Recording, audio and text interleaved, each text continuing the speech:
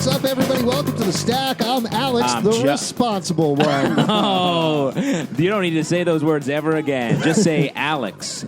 Justin, and the Pete, other responsible one. And I'm Pete, the irresponsible one. Reckless Pete, they call him. Pete, get your thumb out of that pie, Pete. Come on, Pete. What are you doing? Yeah, get your thumb out and put your body inside the chair and start talking comics. I don't know what we're talking fast. about. We are talking about comics that have come out today, Wednesday, in comic book shops. We're going to review a bunch of them. Couple of notes here right at the top, as usual. And we'll stop doing these notes at the top eventually. Yeah, let's stop with the notes at the top. Stop. No, I got to give you guys a couple of notes. You guys, the listening audience. All right. First of all, perk up. Second of all, pull Don't up you your dare pants. talk about Third our of all, audience get like a that. job. What you the guys. fuck, man? You're sitting down listening to podcasts all day. What are Hey, you doing with your lives? Some people are out on the run right now listening to our podcast. Oh, that's true. Out on the run. They're out the on cops. a run. Not on a run. Yeah. If you're on the run from the cops listening to our podcast, Way to be living your own life. That's a confident criminal. It's like, I'm going to listen to this comic book podcast and not plan my full escape.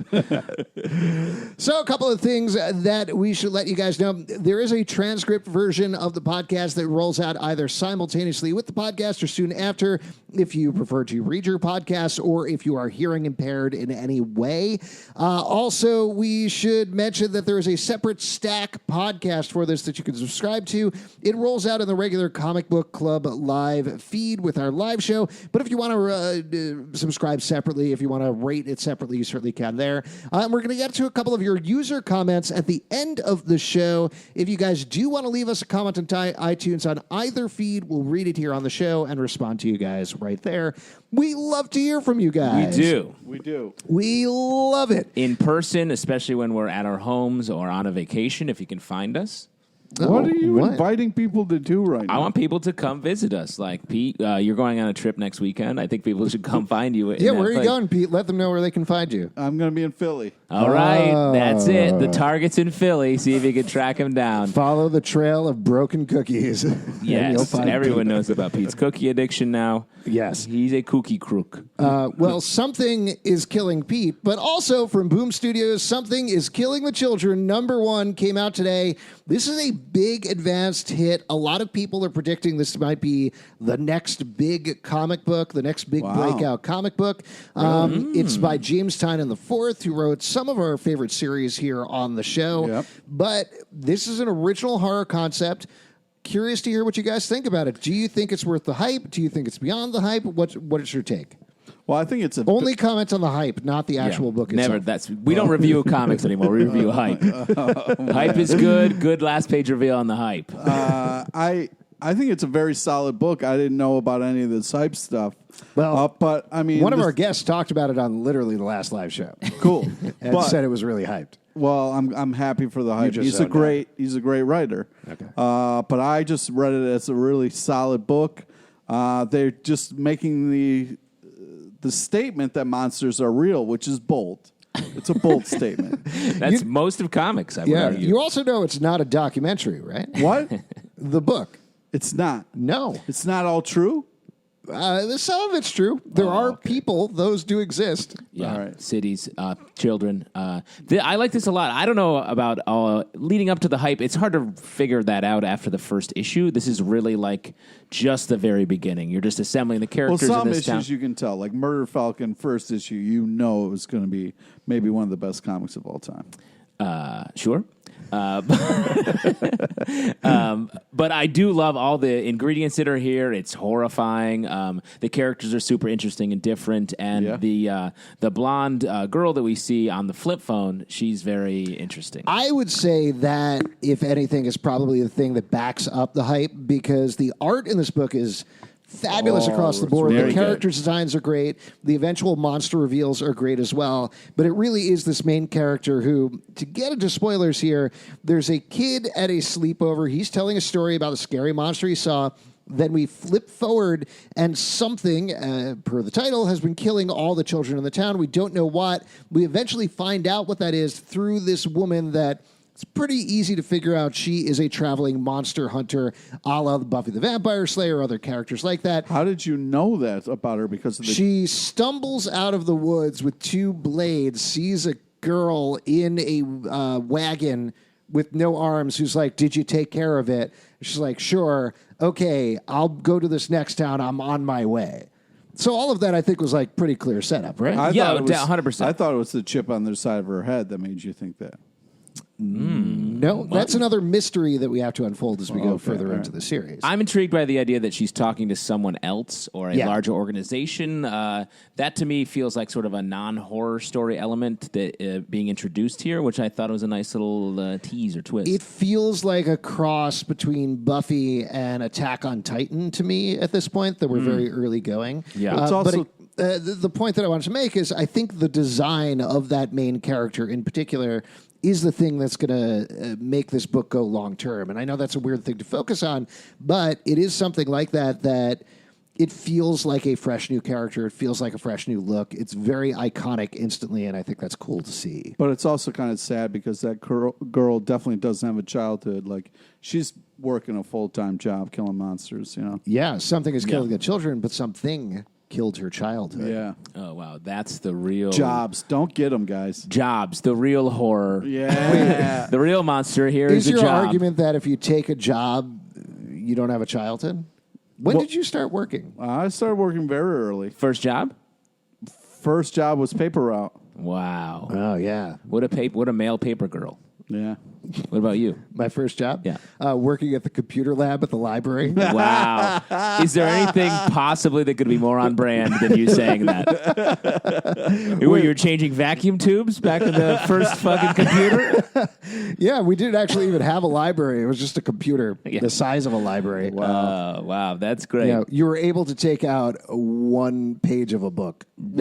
Your first job working at a bar? Burger King drive-thru, baby. Oh, yeah, that's right. We've talked about I ran this. that whole shit as the original podcast, as I always say. I did the first podcast. Saying that's not true. What's up, everybody? Welcome to the stack of burgers and vegetables, which you have just about to order. Which you have just about to order.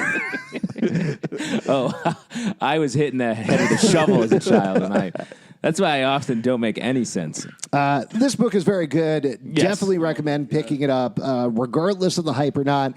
Don't expect the second coming of God for this book necessarily, but I do think it's very exciting. The art, as we said, is gorgeous, and I'm really looking forward to seeing where this goes. All right, next one to talk about, From Beginnings to Endings, Image Comic Books Wicked and Divine, number 45. This is the last issue of the series. Yeah. This is bringing everything together that Kieran Gillen and Jay McElvey have put together over the past couple of years. Mild spoiler here, but after Laura was thrown in jail for life, the last issue, she does in fact get out. We jump ahead about, I believe, 55 years, something like that. Yeah, it's 2055, I believe. Oh, it's 2055, right. And we find out what's happened to our characters and find out kind of how they all end. How'd you feel about this last issue? This was interesting. I mean, I've read this entire series, and I was surprised that it wasn't Laura's giving her eulogy. I thought Laura was going to be the character that died over the course of the book, over the course of the last issue, and then it made sense for the very final moment, which I really liked. But this felt more like sort of an epilogue than almost any other last issue of a comic I've ever read. It truly is just the characters getting back together, being like, you cool, I'm pretty cool. Bye. Well, we talked about that with the last issue, yes, right? 100%. The way that issue 44 ended was a definitive ending to the series. Yes. Like, the whole conflict of the series has been that they have 2 years to live, they become gods, and then they die. That was what they thought. They found out the truth was very different than they thought it was. They fought against it, and ultimately the last line of the last issue was, like I said, Laura being sentenced to life as she smiles because she's gotten to live. She's gotten to live out the rest of her life as a human being, as the rest of them have. So we speculated this last issue would be just that coda, that final moment, and that's exactly what it was. Pete, how did you feel about it? I thought it was good. I really liked what they did with the funeral and kind of the way they really conveyed that somber tone and really kind of like it the comic felt sad, weighted, powerful, and you kind of felt that in the funeral, which I think is really impressive to do in a comic format. Yeah, I mean, I think it was a very creative, very interesting book, and it ended in a nice way. Cool. All right. I like the musical flourishes in here as well, which has always been something in Kieran Gillen's work, and it was nice. I thought there'd be one other big move in this last issue. It definitely felt like just pretty chill. Yeah. I think, though, they didn't want to set it up as like this question mark of, but will the cycle continue? Who knows? Yeah. And I totally get that, because I think the point was, no, it's not. Right, it's not. That's why the story was special. Yeah. There we go. All right, next thing to talk about, a long-awaited issue from DC Comics. It's been a while since this one last came out. Doomsday Clock, number 11 from Jeff Johns and Gary Frank. This is the second to last issue of the series, so it's all starting to come together here. What did you guys think about this? Pete, how'd you feel about this? I thought this was a great issue, and to me, when you get these two worlds coming together, the way this kind of issue built the world to something, of Watchmen and the DC universe, right? Okay. Yeah, I really loved the kind of last panel. I thought that was cool because those two characters coming together, that is Superman and Dr. Manhattan. Yeah, I didn't want to spoil it, but since you're going to be a dick, all right. No, we knew that was going to happen. That's been literally, they've talked about that the entire time. Yes. It's these two yeah, guys. well, we finally get it, and it's great. And I can't wait for the next issue because that, to me, is like, those two people coming face to face and kind of dealing with the worlds and that kind of stuff, I think is very exciting. I got to tell you, I love Gary Frank's art. I think it's absolutely phenomenal. Very good. This, to me, is a bit of an overpacked mess. Wow. In this issue. My analogy is it's like when the final fireworks go off on, like, say, the 4th of July, when you shoot fireworks. Right, yeah. And it's like, it's the finale, and it's going and going. You're like, wait, when is this going to stop? You just stop paying attention because you're like, wait, what's happening? When is it over? Oh, it's not over yet. Oh, now it's over. No, it's not. There's more. And then it's just like weighing, but you can't pick anything out anymore. And that's what this feels like. And especially we're doing That's a weird, stressful way to look at fireworks. Well, but like when you're watching fireworks, they're sort of like, should we applaud now? And this feels like that thing of like the start, stop. The fact that the issues have taken so long to come out, I think it weighs into that a little bit. Especially since we're rereading Watchmen for our Watchmen Watch podcast, which we're doing. Yeah. Nice plug, bro. Little plug. Subtle. That comic is so perfect, and this feels like you're like painting an extra smile on the Mona Lisa. Oh, wow, that's fucking... Like on the forehead. I can agree with you about the fireworks thing in particular, because this comic so far, one of the things we talked about every issue is it's very much taking its time. It's very much... It hasn't been clear what the point is, what the plot is, exactly what's happening here. And we've been waiting and waiting and waiting, and then it all got stuffed into this issue. Yeah. And that is why it felt quick to me. To your point, this might read very differently as a series when you read it in trade, potentially. But right now, with one issue to go, I'm still not quite sure what the idea is. Like, I'm not quite sure what the move is. Is this doing something to the DC universe? Is this saying something about the world? Is this moving the Legion of Superheroes forward? Is it fixing time in the DC universe? Is it doing all of those things? We don't know. We don't have any idea. Yeah, and it feels like it could have been something much shorter. Yes. And sort of getting to this final moment of this issue and into the next issue, or something that was much longer that really explored different arcs featuring these characters and the different patches of the Watchmen universe that would touch the DC universe. I guess we've done that with the other Watchmen series, but like focusing on that and then just inserting the other DC characters would be cool. Yeah. I mean, to Pete's point, I think the essential idea, which Jeff Johns talked about beforehand, is he doesn't want to see Dr. Manhattan and Superman wreck the world together and get in a big fight. Yeah. I'm curious to see them have some sort of a conversation. It's not going to happen. I'm curious to see them have some sort of conversation. I'm curious to see them talk, but there's been too much build-up for it at this point. Right, yeah. I Like, what are also they gonna like say? how like Dr. Manhattan seems nervous about it. Yeah. Yeah. You know? He's a nervous dude. Yeah. I mean, it's just going to be interesting. Dr. Manhattan. Just going to be interesting That's how to he see what sounds. Superman's Right. going to be. You've Like, seen the movie Manhattan? Yeah. That's by Dr. Manhattan. Cool. Yeah. It'll be interesting to see what Superman's going to say. Like, is he going to first thing he's going to say is like, "Yo, cover your junk." Like, what's up? You need to borrow my tiny red underwear. Yeah. Like, That'd be fun. Maybe it's just gonna be like a Maybe, fun. oh shit. Could you imagine if it turns out the reason that Superman has been wearing his underwear outside of his pants this entire time is so he can give them to Dr. Manhattan? Wow. That'd be cover a his fun. blue junk. That'd be a fun reveal. That would be. I'll tell you what. It makes a lot of sense. Yeah. Because then they both be just standing there with blue legs. You know what I mean? You heard it here first. The final issue of Doomsday Clock spoiled. A couple of blue-legged dudes hanging out. Comedian comes back to life and he's like, "Look at this bunch of blue legs." Looks directly at the camera, winks. There's a little. That's the ultimate joke. Yeah, there's something like sound effects. Oh, that's good. Each issue it comes with a slide whistle. And Yeah, we're too old. I'm really looking for We're too old. Listen, it is not too old to admit that we started doing this podcast during the vaudeville era. All right, it's not. It's just not.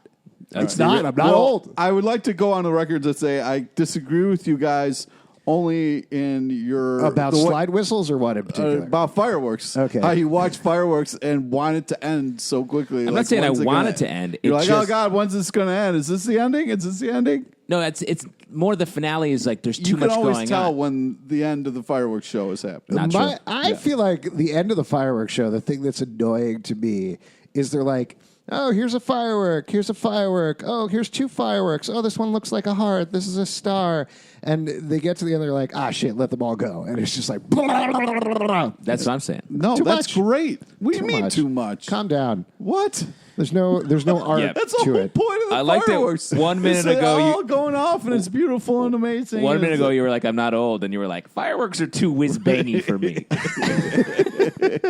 There's just too much whiz-bang. going on. It's loud. Slow it down, people. Oh my God! I'd rather just see a leaf fall from a tree. It is the season. I go to these fireworks shows and I cannot follow the plot for the life of me. The original fireworks was a flag, the good old United States flag. Yeah, So- what happened to that, Pete? Yeah, Pete. Oh, I tell you what, someone's going to review this on iTunes and is just going to say, you guys are too old, 1 star.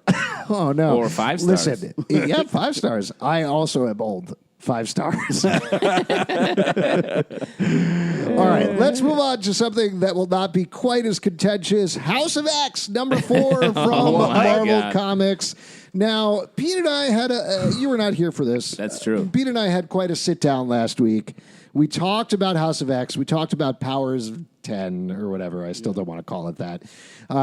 And I think we came to an understanding, right? Sure. That you understand now why you're frustrated about it. You understand why we're liking it. You don't have to like it, and nobody expects you to like it. But we're all going to talk very calmly about it. Nice. That's all civilly. going out the window with this issue. Plus, All right. I ground up a bunch of pills in Pete's Subway Meatball Club today. So let's hope that Yeah, is my taking Subway effect. was extra crunchy today. That's so right. That's this the pills. was one thing you gotta like about this book, Pete. I know how much you like it when things pick up immediately after the last issue. Mm-hmm. And this is the first issue of House of X, Powers of X, that picked up immediately after the last issue. about that? With the X-Men team leading an assault on the Mother Mold. The Mother Mold is going to give birth to a bunch of Master Molds that is going to lead directly to the creation of Nimrod and the destruction of the entire world.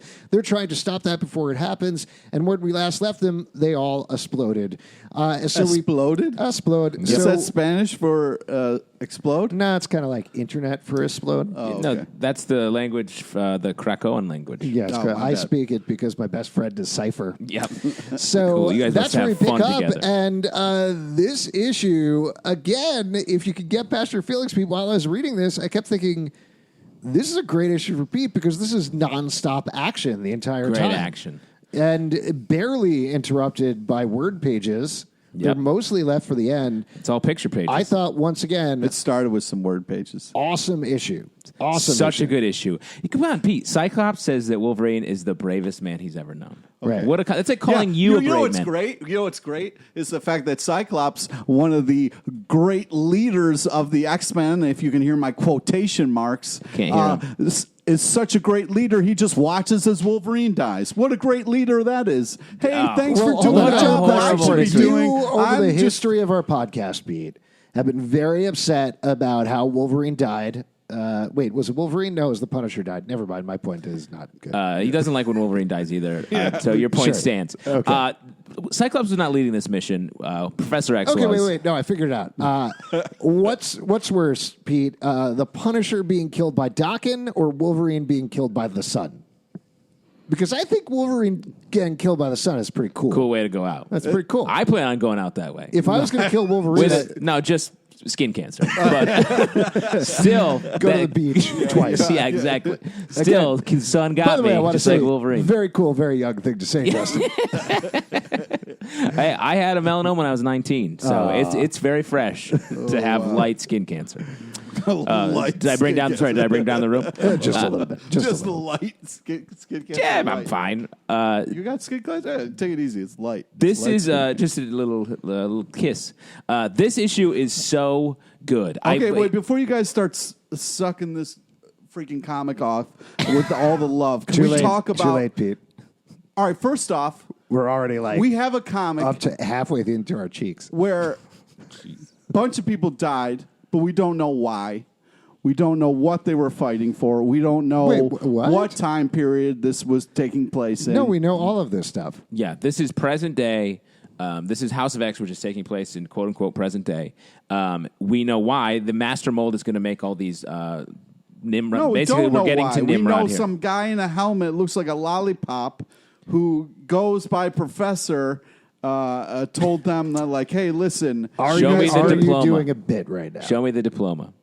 What diploma? Oh, because he's a professor. Yeah. Okay, listen, I know maybe you're probably doing a bit right now, but let's move past the bit and instead talk about the comic book, like we discussed on the last show when, we were like, let's be serious about things, a little bit. Bringing an anger management coach for you, too. I'm working on it. This book is so good. I love the way that we start with... No, explain to me. Sure. I'm doing it right now. I'm doing it right now. We get the first page of, granted, it's words, but it really sets the tone of, like, these X-Men have been through hell constantly. We know that. I know, but it was great to read this information and be like, to see it all sort of calculated on paper, I thought was really cool and really set a dark tone right at the top of this. So I will mention, for those of you who didn't read the issue, it opens with laying out the various ways that the mutant race has been hewed down over and over again. It talks about Genosha, what the cost was there. It talks about the decimation that was caused by Wanda's No More Mutants and what they did there, as well as the smaller decimations they've gone through over and over until there are, 198 mutants, something like that? And that's the decimation was an event from years ago. And just seeing it here was like, oh, God, right, that is horrible. So, and I got to tell you, I mean, there's one of the things that's been talked about a lot with this run that Jonathan Hickman has been doing on the X-Men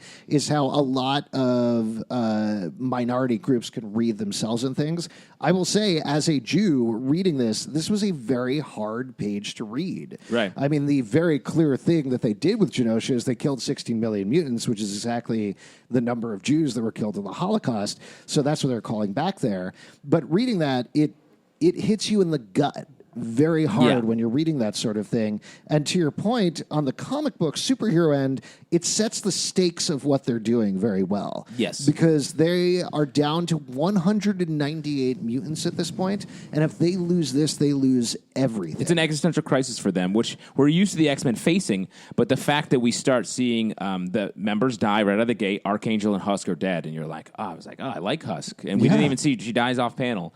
And one thing that Jonathan Hickman does here that I thought was really cool is we get to see the enemy side as if they're protagonists. Yeah. Which is very rare, I feel like, in both the X-Men comics in general, where the villain is truly, you're with them and they're fighting for their lives as well. That, I thought, really made it even harder to read from an emotional standpoint. Yeah, it's a really tough issue, particularly because... Also, from a comic reader perspective, so we talked about this, but most of them die this issue. Cyclops dies, Wolverine dies, Husk and Archangel dies. I don't remember who else. What? Jean Grey? Jean dies at the end. I mean, Monet's sort of winning with her fight. Also, Monet, what a great character. So cool to see her. Right. So, from a comic reader perspective, my brain immediately switched to, okay, this is an alternate universe or not really happening or something like that. But you still have that emotional heft of what's been going on and the ultimate question of, wait, if these characters are dying here and this is not, quote unquote, I don't know if you could hear my quotes, Pete, our universe, then what universe is this? So what I loved about this issue, like a lot of this issues in the run, is it had the emotional heft. It has the puzzle of everything that is going on, but it also wraps in these characters and this big action in this issue at the same time. And just to wrap it back to what I was saying about the Jewish stuff, I mean, no more. So at the end, Wanda back in the Decimation said no more mutants, right? At the end, Professor Xavier, I think, or Lollipop Head, or whatever you want to call him, seems to be saying no more, repeating that as part of the no more mutants. He's taking back that phrase. He's appropriating it for the mutants, and then seeing it shatter apart and seeing him say no more, no more, no more, when they've lost almost everything, reminded me a lot of the phrase that comes out of the Holocaust, which is never again. And as Jews, again, you say over and over again, never again, never again, never again. Not because it will never happen again, but because you know it may, and you need to remember that it never should happen again. So I'm sure other minority groups probably read a lot of different things in this issue, in this run, but to me, I was able to read that Jewish experience very heavily in this issue. Yeah. A couple other moments that I just thought were really great. The conversation that Nightcrawler and Wolverine had right before he knows he's sacrificing himself. Just able to wrap in all of the information we know about these characters, that Nightcrawler is deeply religious, and Wolverine's like, hey, is there an afterlife? He knows he's sacrificing himself. He's still hard as nails, but he still has the human core. This is just a 5-panel series, and we just get so much out of it. Jonathan Hickman has digested every character in the X-Men universe, has boiled them down to their most important qualities, and just lays it out here. But we still don't know what's going on. We will, though. You have to. That's what's hard for me is people are dying, and I don't know if it's for a good reason or not, and that is bothersome. The reason is that the entire mutant race will be destroyed if they don't win. That's the reason. Well, yeah, I don't know. I mean, it's one of those things where it's like this place they keep going to. Krakoa? Yeah. I also think like this. I think that no more means we're going to get another timeline from Moira, and that's going to be the timeline that we follow forward. This is all setting the stage, so it's not meant to be a true like everyone knows what's going on narrative. It's like sort of giving you all these details that the actual run on the title, which starts in October, is going to be playing out. This is sort of like the overture. I mean, yeah, I think that's what we talked about on the last podcast a little bit with this issue. I can't remember. Maybe it was the one you weren't here, but I'm not sure. Yeah. The idea, personally, I was getting pretty sure with the last issue, and am even more sure with this issue that, to your point, we've learned about, 10 lifetimes for Moira? Yeah. And this is ostensibly the one where she's like, I tried something different. I brought everybody together to stop this thing. I think she's still going to fail. Right? Yeah, I mean, it seems like they failed pretty hard here. Right, they failed pretty hard here, and then I think we're going to find out that, to your point, it's going to reset. They're going to go back, and Moira's going to be like, I failed every single way I failed. There's no way of stopping this thing. Yeah. And that's what we follow, is now we know the stakes. Now we know the cost of what's going to happen and what the X-Men they didn't are going fail. up against. They got that last one off, so the head is...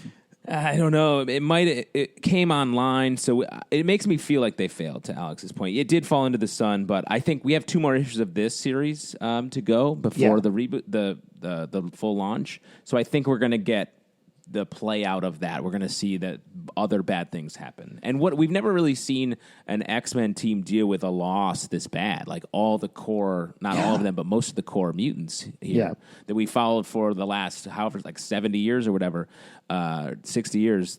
We're seeing the devastation. We will see the devastation of what happens after that, which is exciting. And the other thing that we've been talking about all along is that each of these issues deals with a different part of X-Men history. And here we are dealing with those decimation things. We're dealing with Genosha, which we've touched on a little bit before. And that's very cool. To your point, Justin, Hickman has done his research. He's clearly delved himself in the entirety of X-Men history. It does make me wonder if Ed Piskor's X-Men Grand Design was in a weird way an overture to this. Oh, that's cool. That it was setting the stage, that it was synthesizing everything, doing the research together. Maybe it's just coincidence, but I don't think so. Plus, Pete, maybe there'll be a solar flare next issue and Wolverine will just pop out of it and be like, I beat the sun too, bitch. What do you think? Would you like that? No, I just think it's just tough when people die. You're not sure.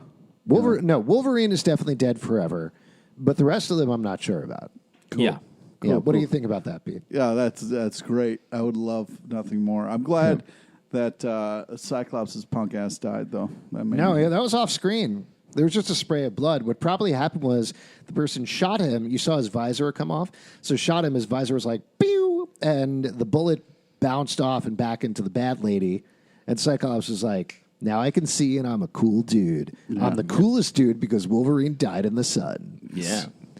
No more competition. Yeah, it was a real competition between Wolverine and Cyclops for who is the coolest. Yeah. Are they? I might be getting this wrong, but I think one of the titles that they're launching in October is Cyclops the Cool Dude. Yep.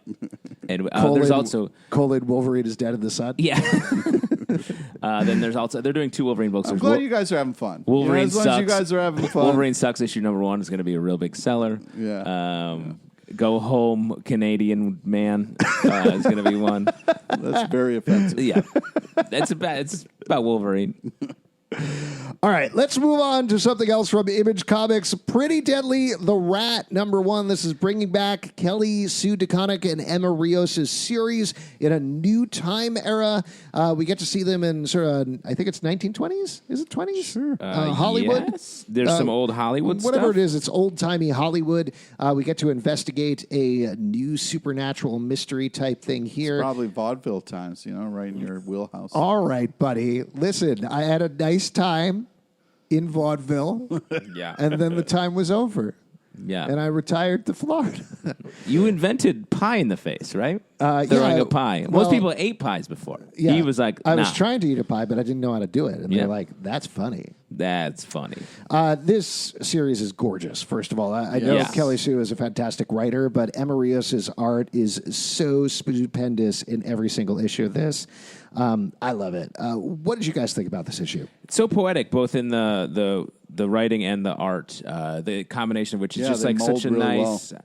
I love the story within a story of the Conjure Man, as he's known in here, finding his niece's artwork, and we get to actually see it sort of in the full page. Very cool, very well done. The series is great. Yeah, I'm super excited for more. Cool. I will say there's a story told in this issue. If you're a fan of Harry Potter, it's like Tales of Beetle the Bard, the tale of the 3 brothers. It feels like its own shadow play riff on it, and it's really, really cool. This reminds me of like early Hellboy. If you're looking for a comparison, if you are not sure if you want to pick this up, it has the same sort of horror vibe, but really like just well-made, fun. There's a couple like humor moments, sort of like Hellboy used to have. Good stuff. It's very good. Let's move on to Comixology. Comixology is kicking off their new originals with Breaklands. Number 1 is the first issue out of that. Mm-hmm. They're going to be releasing a new comic every week for their Comixology Unlimited members, is I believe what it is. This one's by Justin Jordan, who's been writing, he's done a bunch of books, but he's writing Reaver. Is that the book from Image right now? Oh, yes. We've checked that out. Yeah. So this is entirely separate. It's about fantasy land. Some violence stuff happens. Pete, how did you feel about this one? I loved it. Art's really cool. I love the setup of, having these huge figures kind of like coming at people. It's very intense, very kind of like scary, but the art is kind of, it has a sweetness to it, and kind of really the main characters there are very kind of interesting and unique, and I like the way they all interact.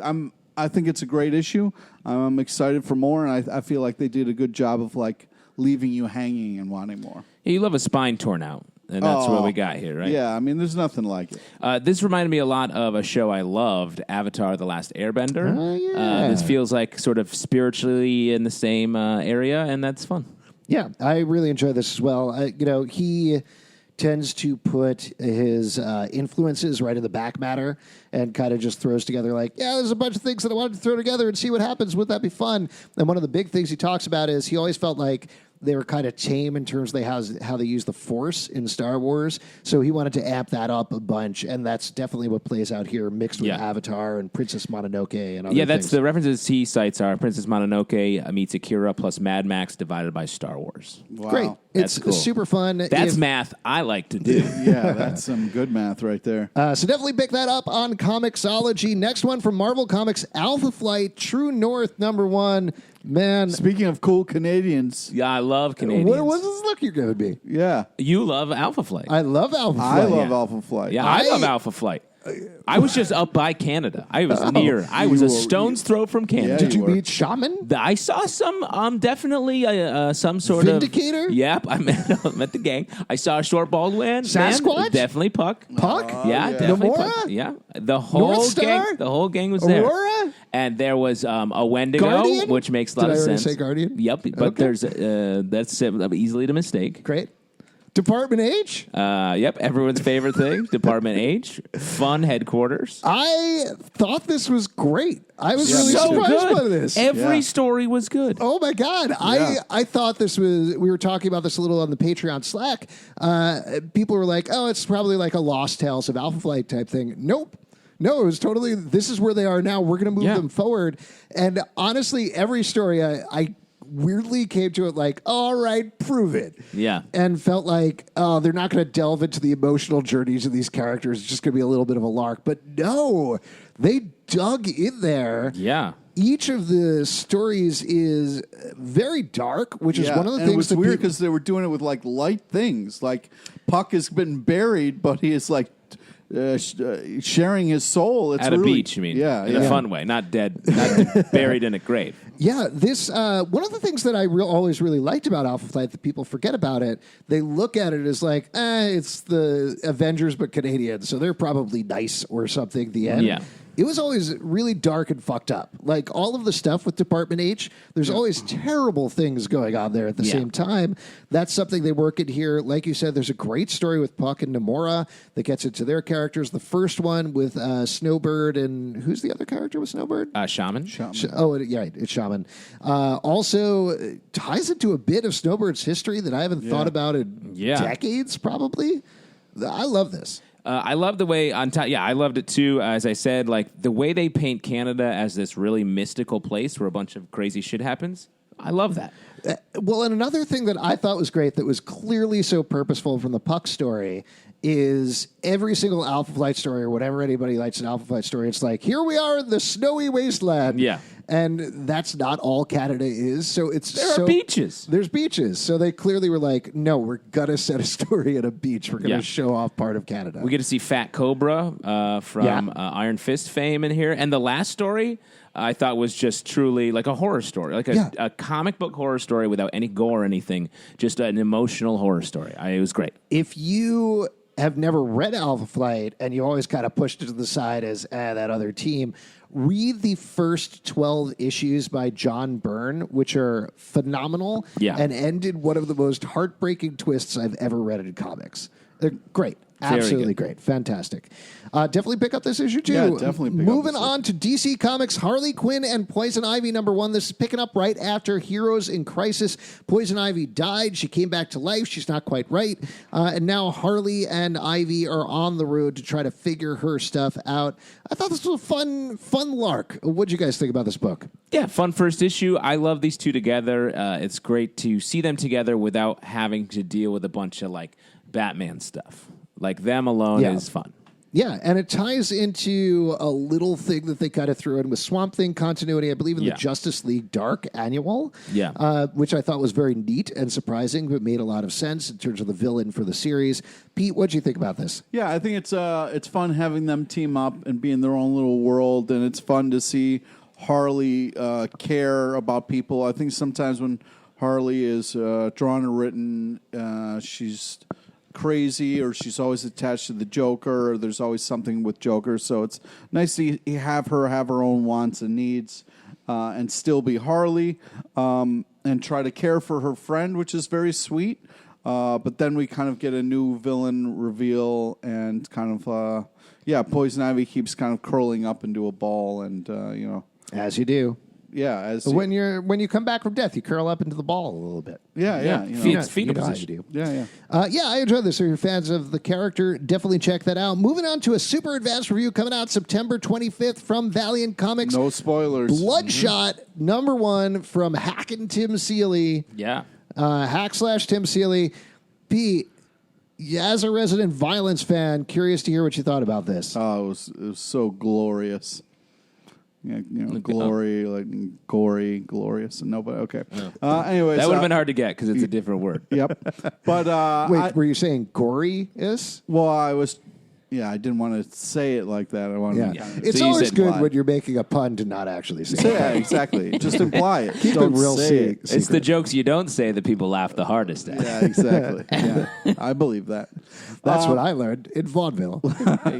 But yeah, I think Tim Seeley does such a great job of writing action, moving things forward in a way that is fun to follow. And this is a really cool.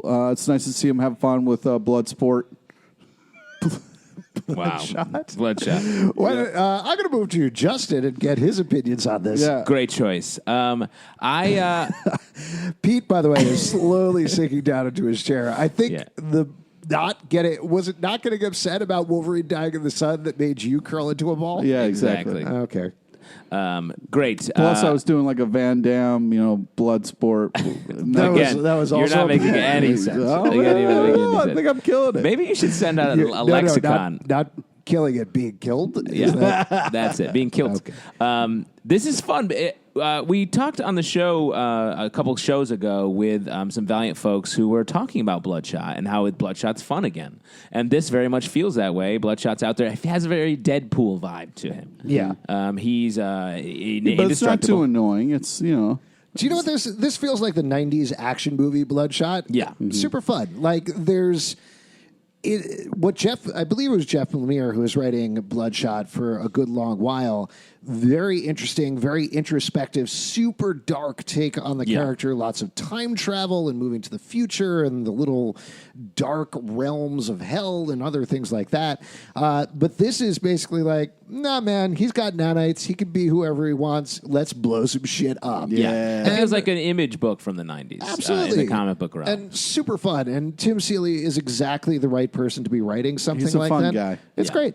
I had a blast reading this, and I'm very excited to read the next one. Yeah. Particularly paired with Killers, one of Valiant's other books, which is also just Mortal Kombat Street Fighter, but in the Valiant universe. Right. This is a fun spate of books. It also has some stakes to it, too. The villain's like, what happens when God hates the earth or hates humans, basically?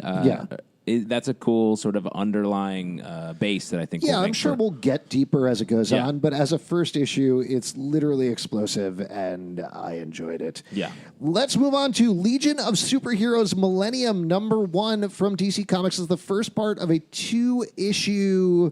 What do we call it? Not a maxi series, but like large format. I don't know, something like that. Large miniseries? Prestige miniseries. Setting the stage for Now, as you'd expect from a Legion of Superheroes miniseries, this focuses entirely on the character Rosen Thorn. Yeah. And that's it. That's all we need to say. That's it. I don't know what this is yet. Like, I liked the art in it. There's a bunch of different artists. It's exploring different eras of the Legion of Superheroes and different parts of the DC future. Like we've been talking about with Brian Michael Bendis, a lot of what he's done in DC so far is, I don't know if the phrase is exactly sowing his oats or flexing his muscles, one of the two. I think he's been shooting a bunch of fireworks in the air at the same time. I think he's definitely like, I want to play with all the things. I want to play with all the toys. And that's what he's doing. And this very much feels like he went into the DC basement and filled a box with stuff. And he came out in this issue was like, I'm going to put these 5 objects on the table. Make of them what you will. And I'm going to tell you in the next issue and then in the eventual Legion of Superheroes series what I'm doing.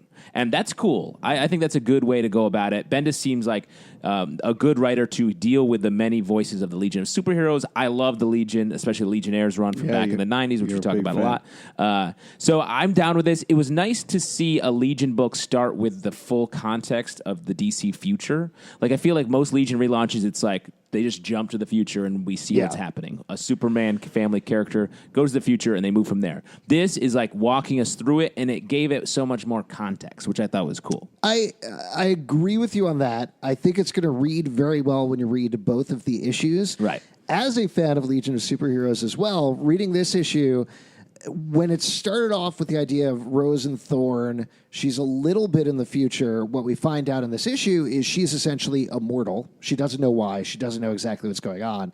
So we had that set up, and I was like, okay, he's throwing Rose and Thorn. We know he likes her because she's this little character in the DC universe that he can revitalize. He can have his own take on. He threw her into a Superman run.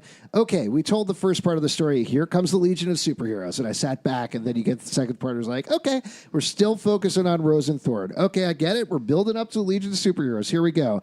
And we went through like 5 parts of that. And by the end of the issue, I was like, we still haven't gotten to the Legion of Superheroes. When are we getting to the Legion of Superheroes? That's the title of the book. So again, I understand intellectually what you're saying, that we are going to be building to that, and we're getting there. It's nice to see you get upset about something that you know intellectually you shouldn't be getting upset about. Yeah, I just want to see the Legion of Superheroes. Yeah, great. You guys are really two sides of the same coin. Wait, which one's heads, which one's tails? Oddly, you're both tails. It's one of those fucked up coins. That makes sense. Let's move on to a Marvel comic book, Web of Black Widow #1. This is a much darker take on Black Widow than we've seen usually in the comics. Yeah. What'd you guys think about this? Well, it's cool because, you every once in a while get to deal with her kind of like as a kid, or like hear stories about, like her training and all that kind of stuff. You get to deal with that a lot if you're reading Black Widow comics. Yeah, exactly. So much of those comics are like, you think her life is nice now? Look at this shit. She had to do ballet and then kill people. Right. Which, either of those things by themselves is very hard. Ballet is hard. But combining the two? My daughter's taking ballet classes, and she's 3, shit. and then we're Run going for to move your on to fucking killing life. people. Yeah, dude. Jesus, that's terrifying. Yeah, I know. Well, I want to make a little Black Widow of my own. Oh, that's adorable. I wish you luck with that. Hey, yeah, you want to but come to the Red Room? Come to the Red Room. it'll be interesting to see where this goes from here. It just kind of has a fucked up start, which is fine. But yeah, Black Widow is a great character. There's a lot of possibilities. The art in this book is great, really fantastic, and I like that it sort of has the artistic style of a Black Widow standalone series, sort of set to the side of the Marvel Universe, but this takes place fully in the Marvel Universe. We get to see Iron Man in this, and Tony Stark. It's nice, great character choice there. They have a relationship both as co-workers on the Avengers and also interpersonally. Very fun. They quickly deal with the fact that she's been recently resurrected. Fine. Yeah, just quickly, And I've been resurrected a couple times. I know how it feels. Yeah, it's fine. Yeah. They set the premise in a nice way. She's trying to go back and fix all the bad stuff that she's done before. I thought this was a good first issue. All right. Yeah. Last one to talk about from Image Comic Books, Battlepug #1. The enormous pug and his warrior are back. Yeah. This is super fun. I really enjoyed this a lot. I knew you would. Yeah? Yeah, you did? Yeah. He loves You love pets. this shit. Yeah. I do love pets. You love, cute... Well, Battlepug is fun. Did you guys read the other Battlepug stuff?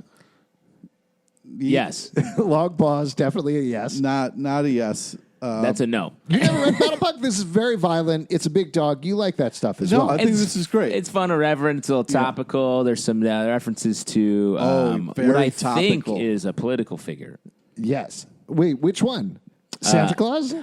Is it Justin Trudeau from Canada? Yeah. No, I think it's Santa Claus. Oh, that's it. Very controversial. This is a funny book because it starts like it could just be sort of a fun take in this world of Battlepug, and then it's like, oh no, we're going to comment. It's almost like Mad Magazine by the end, where it's like it's the war on Christmas.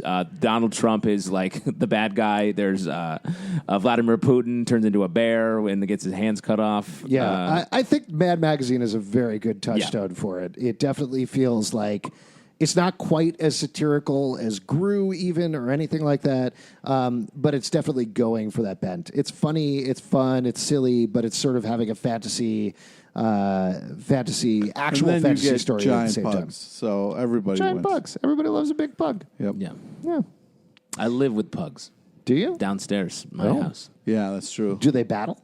I'm training them to fight each other. I'm doing a lot of like sort of training of different Dude. people in my life. That's animals. great, man. Good for you. real cool. Pug v pug. Dude, if you have like have that in your backyard or whatever, I'd love to come over and place bets, Oh, you want to do some dog fighting? Yeah. What a weird Wait, way to say dogs or that. the dog versus his daughter? Oh, I haven't thought about that. Yeah. I was Definitely think about a I was dog thinking and my about daughter Battlepugs, fighting. Yeah, definitely think about it as much as possible. Pete, you were starting to slow your words. So we're going to finish up this episode. Patreon.com/Comic Book Club if you want to support the show. Also, we do a live show every Tuesday night at 8 p.m. here at the Pit Loft Theater in New York. Come on by quickly because I don't know if Pete's going to survive to the next one. Oh, man. What do you want to plug? Friend us on Facebook so you get to know about the amazing guests we have on our live show. Follow us on Twitter, and sorry we poisoned Pete. We're on Twitter. No, just follow us on Twitter. Just At wherever. Comic Book Club Live. Comic Book Live. Great. ComicBookClubLive.com for this podcast. Or you can subscribe on iTunes, Android, Spotify, Stitcher, or the app of your choice. And we'll see you at the Old Timey Vaudeville Show. Come on down. Come on down any Saturday. I'm there. I'm going to eat some pies. This is Justin, the responsible one, signing off. What?